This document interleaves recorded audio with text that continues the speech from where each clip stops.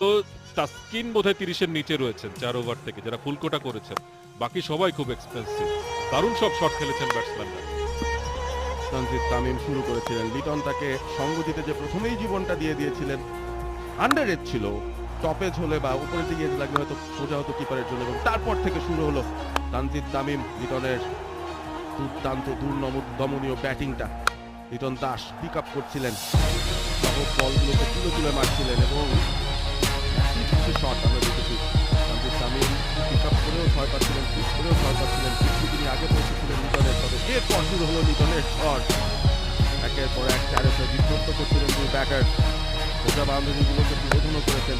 লঙ্গর লঙ্গর যে ফিল্ডাররা ছিলেন, একটা পর্যায়ে অসহায় মনে হচ্ছিল তাদের। লিটন দাস সেঞ্চুরি পূরণ করেছিলেন। তানজিদ তামিম বড় শট হাঁকাচ্ছিলেন, লিটন দাস তাকে সঙ্গ দেওয়ার মতো শট খেলেও আরও একবার জীবন করেছিলেন, তবে সেটা 7 রান পূর্ণ করার পর।